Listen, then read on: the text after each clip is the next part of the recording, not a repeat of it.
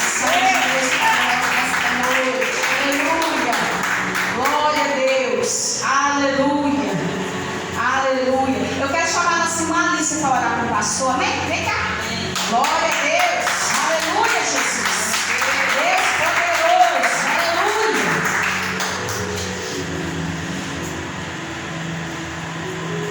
Glória a Deus. Aleluia. Senhor Deus e eterno Pai, eu entrego a vida do pastor Bruno nas tuas mãos. Cada dia abençoe ele mais, Deus.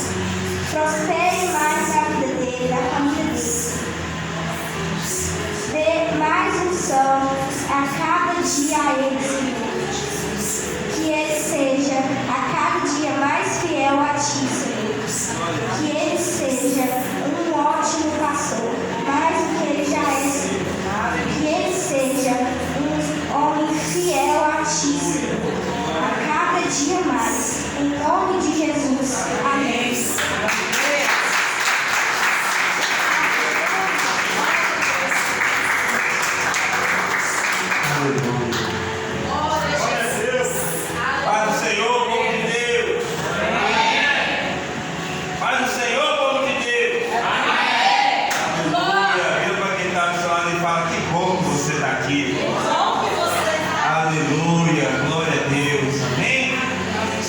Aleluia. Abra sua Bíblia no livro de Atos dos Apóstolos, capítulo de número 4.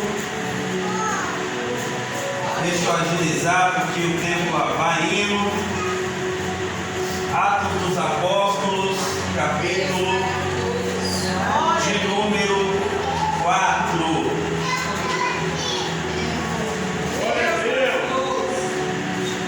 Versículo é o versículo de número 8. Eu vou ler apenas a primeira parte do versículo, será o suficiente. Então Pedro, cheio do Espírito Santo, disse-lhes. Eu quero repetir essa leitura. Deus poderoso. Então Pedro, cheio do Espírito Santo, disse-lhes. Aí eu quero ser ousado e falar a terceira vez. Então Pedro, cheio do Espírito Santo, disse-lhes. Tem crente que ainda não entendeu, vou ler a quarta vez. Então Pedro, cheio do Espírito Santo, disse-lhes. Esse negócio fica gostoso. Pela quinta vez. Então Pedro, cheio do Espírito Santo, disse-lhes. Eu vou ler a sexta vez. Então Pedro, cheio do Espírito Santo, disse-lhes. Como 7 é o número profético, eu vou ler a sétima e última vez. Então Pedro, cheio do Espírito Santo, disse-lhes. Pode se acertar em nome de Jesus.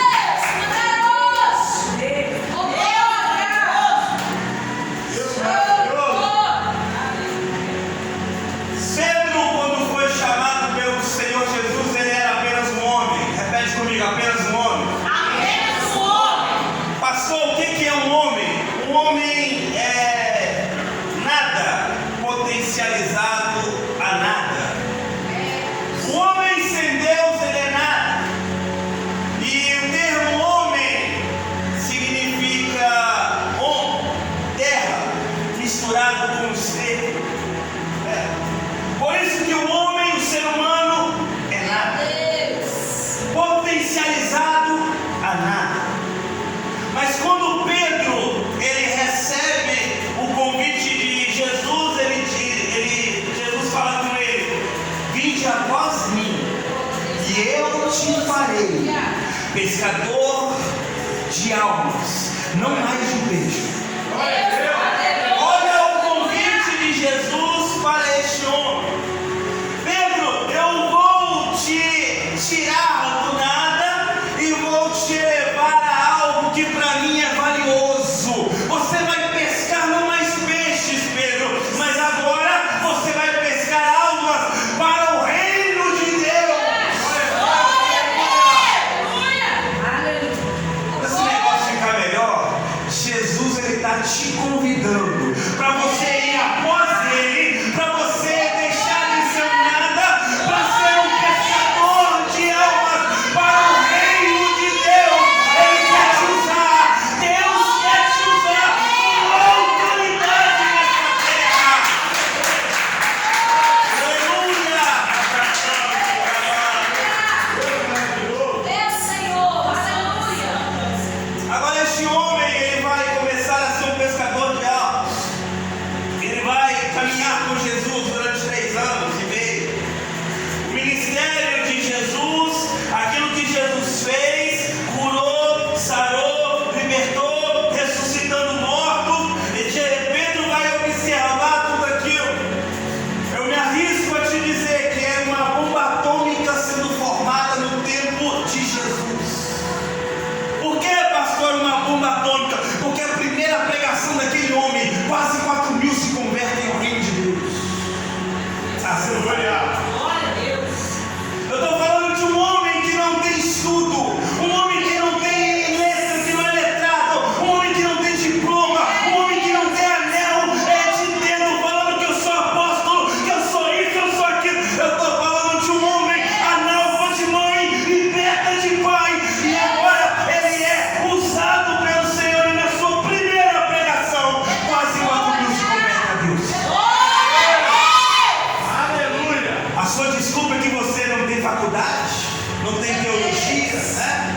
A sua desculpa é que alguém faz um gesto apurado na dança, ou fez um curso para louvar, para cantar, e agora consegue ter vários tons na voz. Deus está dizendo: eu não estou procurando o capacitado, nem a capacitada. Eu estou querendo um ou uma que vem com amor para que eu capacite, para que eu a capacite. Deus, Ele que está te chamando, é Ele que é o responsável pela tua vida. Vira para quem está do teu lado, aponta o dedo de profeta ou de profetiza e fala: Deus que te chamou, você é a responsabilidade de Deus. Aleluia! Pedro, vem após mim. Eu te farei pescador de homens para o meu reino. E agora, preste atenção na palavra e no convite de Jesus: venha após mim, e eu, Pedro, te farei pescador de almas para o meu reino. Não é que Pedro iria se tornar um pescador de almas porque a instrução que nele há, ou a habilidade dele, o proporcionaria, o tornaria um homem de boa eloquência, de boa fala, ou seria um homem usado não pelo Espírito Santo, mas pelas próprias habilidades dele. Não, Jesus fala: eu o farei pescador de almas para o meu reino. Quem capacita é Jesus. Quem transforma é Jesus. Quem muda o estado da pessoa é Jesus. Quem muda o caráter, a personalidade, o temperamento da pessoa é Jesus. E Jesus levantou esse pretinho essa noite para te dizer: eu quero te transformar, eu quero te mudar, e eu quero mostrar que você na mão do Senhor é um vaso precioso para a honra do reino de Deus.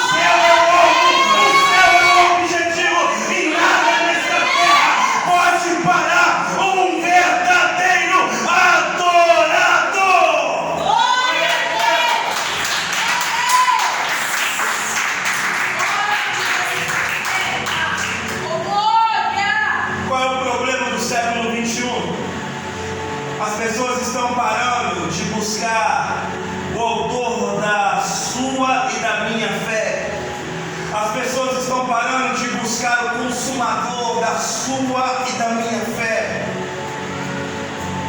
As pessoas não estão mais desejosas de saber desse tal de Espírito Santo. As pessoas não querem mais saber de Jesus.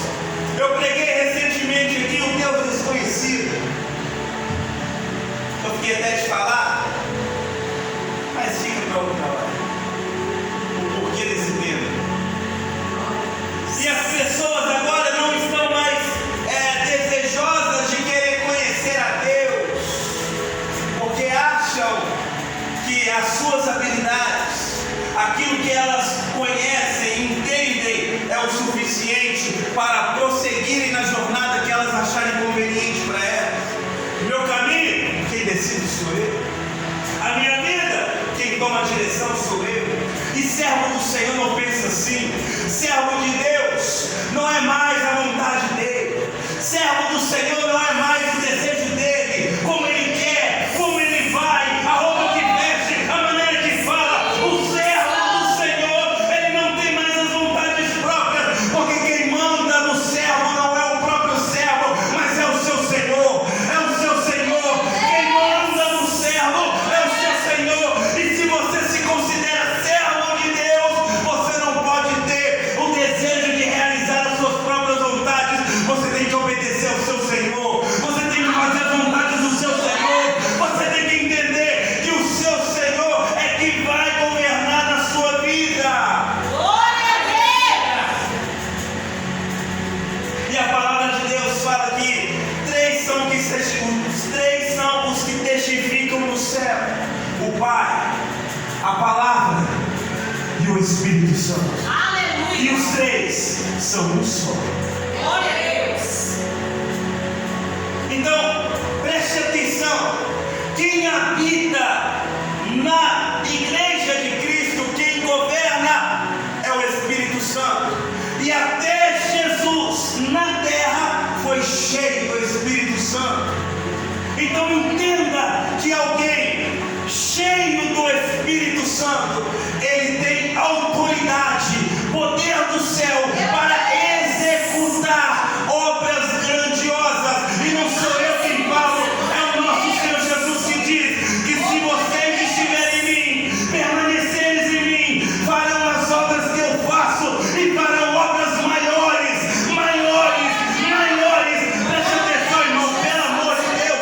Jesus curou cego, Jesus fez coxo andar, Jesus fez morto ressuscitar. E o próprio Senhor Jesus está falando que se vocês estiverem em mim e forem cheios do Espírito Santo, farão obras ainda maiores do que eu fiz. Farão obras maiores ainda do que eu fiz. Vamos dizer o melhor de Jesus. Meu Deus! O texto sagrado diz que Deus é o mesmo ontem, é o mesmo hoje e será o mesmo eternamente. Glória a Deus! Deus não mudou. Então o que mudou? Foram as pessoas. Foram as pessoas que mudaram. Como mudou, pastor? Pararam de acreditar no poder sobrenatural de Deus. Pararam de acreditar. Por que não tem paralítico andando, se levantando e sendo curado no nosso meio no dia de hoje? Por que não tem mais cego recuperando a vista? Por que não tem morto ressuscitando no nosso meio? É porque estamos muito cheios de Deus? Não. É porque achamos que somos tão bons, somos tão habilidosos, que se a porta abre, foi meu currículo que abriu, porque eu sou bom. Se consigo um emprego em um lugar, foi os nossos contatos. Deixa de ser besta. Meu Deus!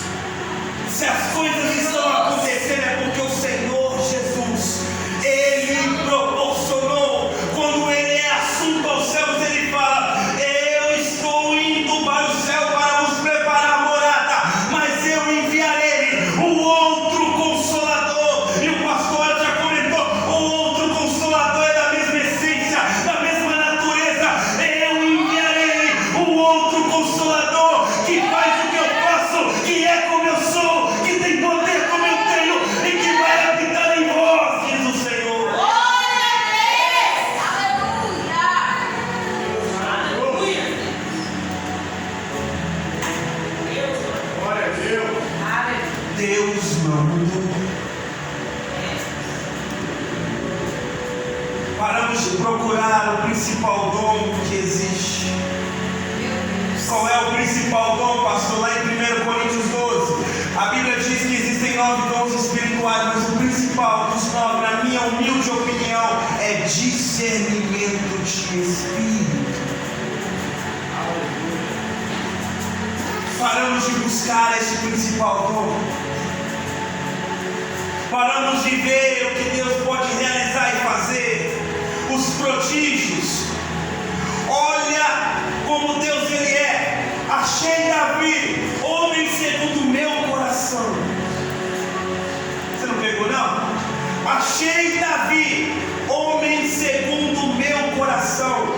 Deus é puro, é santo, e ele achou um homem que é segundo o coração dele.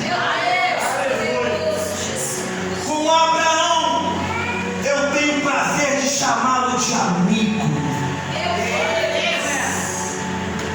Eu chamo de amiga minha esposa, alguns em particular, mas Deus, ele está falando, eu tenho o prazer de chamar o meu homem de amigo.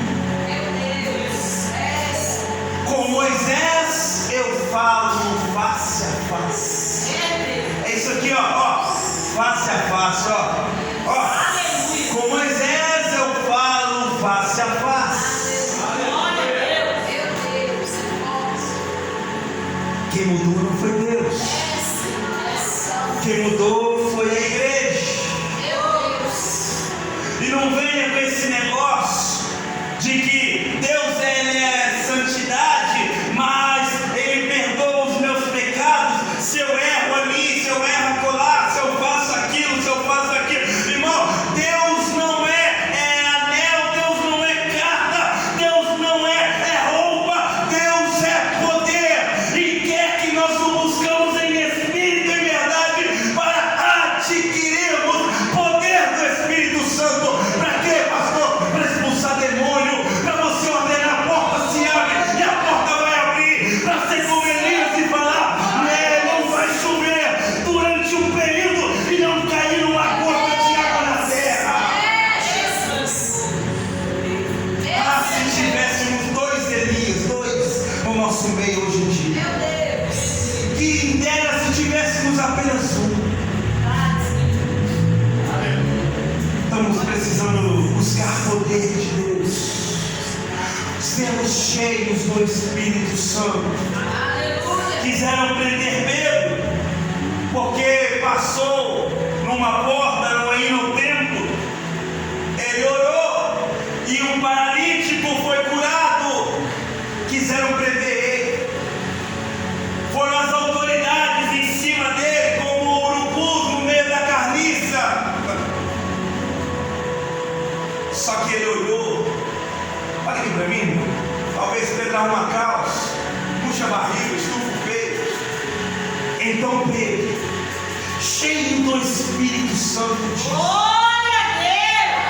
Você está querendo encostar a mão em alguém que é cheio do Espírito Santo? Você tem noção do que pode acontecer com alguém que é representante de Deus na terra? Porque não é Deus na terra, é Deus dentro da pessoa. A pessoa está cheia do Espírito. Ah, se você entender isso aqui, pelo amor de Deus, a pessoa está cheia do Espírito Santo. Alguém encosta a mão no ombro e se está cheio de demônio, cai endemoniado ali na hora. A pessoa profetizar dizendo, meu marido está com problema, mas eu repreendo todo espírito devorador que está atuando na vida dele. A esposa está vivendo uma vida errada e a pessoa, eu profetizo e repreendo todo o mal na vida dela, e imediatamente aquele mal desaparece. Ah, se você fosse cheio do Espírito Santo, se nós fôssemos cheios do Espírito Santo, como aqueles homens da igreja lá atrás eles eram, não haveria problema que você iria temer, não haveria dificuldade que fosse maior do que o que está, do que o seu desejo, não teria porta fechada, não teria práticas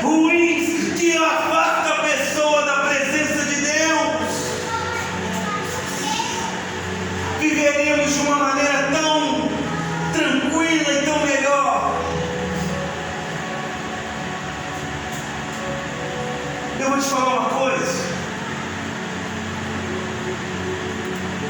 Acabou a mensagem. Abre para mim Romanos 8, por favor. Acabou a mensagem. Meu Jesus. Passou, acabou desse jeito, acabou. Acabou mesmo. Só que eu vou te falar uma coisa. Paulo foi cheio do Espírito Santo. E a obra, a carta magna de Paulo, a obra-prima, a obra de arte mais bela, foi a carta aos Romanos, que Paulo escreveu. E das cartas aos Romanos, o maior capítulo, a obra de arte, a cereja do bolo, foi o capítulo 8. Ana Vitória, quando eu te falar, aí tá bom, vai parar a leitura do capítulo. Acompanhe aqui para mim, capítulo 8 de Romanos.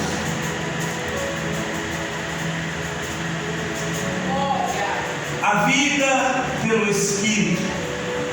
Observe isso atentamente, irmão. Isso aqui é obra de arte, tá? Na Bíblia, isso aqui é uma obra-prima, uma obra de arte.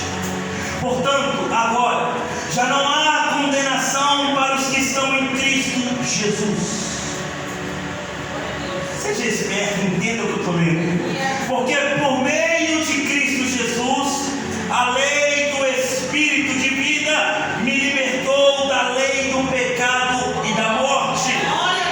Porque aquilo que a lei fora incapaz de fazer por estar enfraquecida pela carne, Deus o fez, enviando seu próprio Filho, a semelhança do homem pecador, como oferta pelo pecado. Sabe o que é isso aqui? Palavra de dízimo e oferta, viu? Jesus, ele veio como oferta de Deus para a sua e para a minha vida.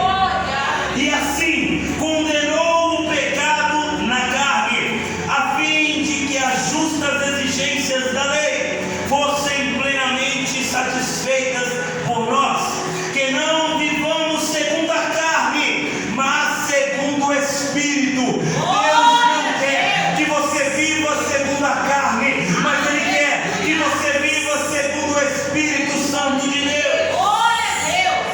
Quem vive segundo a carne tem a mente voltada para a carne, deseja, para o que a carne deseja, mas quem vive de acordo com o Espírito tem a mente voltada para o que o Espírito deseja. A mentalidade da carne é morte, mas a mentalidade do Espírito é vida e paz. Perceba que a mentalidade da carne é morte, uma coisa, mas a mentalidade do Espírito é vida e paz. Pastor, o que Deus está querendo dizer aí? Que Ele quer te dar coisas em dobro. Aquilo que o inferno oferece de ruim, Deus quer te dar em dobro as coisas boas.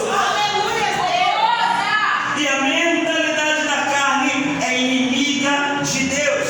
Quem tem a mentalidade da carne está afastado de Deus, porque não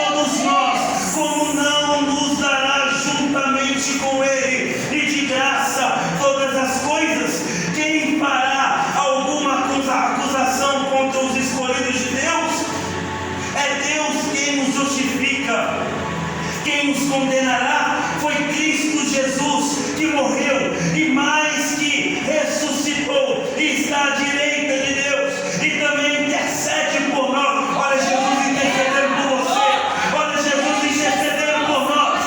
Quem nos separará do amor de Cristo? Será tribulação, ou angústia, ou perseguição, ou fome, ou nudez, ou perigo, ou espada, como está escrito: por amor de ti enfrentamos a morte todos os dias, somos considerados como ovelhas destinadas ao matadouro, mas em todas essas coisas somos mais que vencedores. Aleluia, eu recebo por meio daquele que nos amou, pois estou convencido de que nem a morte, nem a vida, nem anjos, nem demônios, nem o presente, nem o futuro, nem quaisquer poderes, nem altura, nem profundidade, nem qualquer outra criatura na criação será capaz de nos separar do amor de Deus que está em Cristo Jesus, o nosso Salvador, o nosso Senhor, o nosso Libertador, o nosso Deus.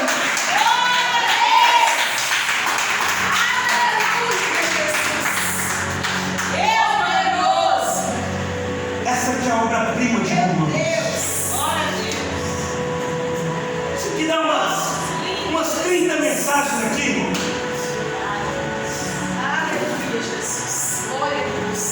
É tempo de viver uma obra diferente.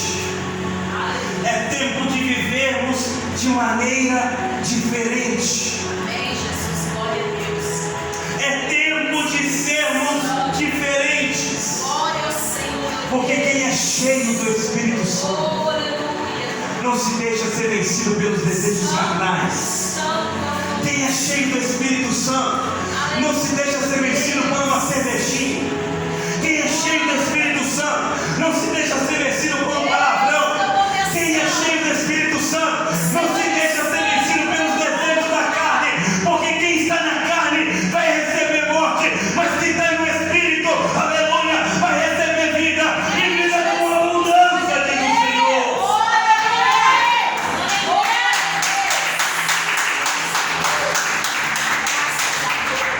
Pelo amor de Deus, Romanos 8. Você leu o capítulo todo comigo. Faça desse capítulo uma oração por sua vida, em nome de Jesus. Amém? Aplauda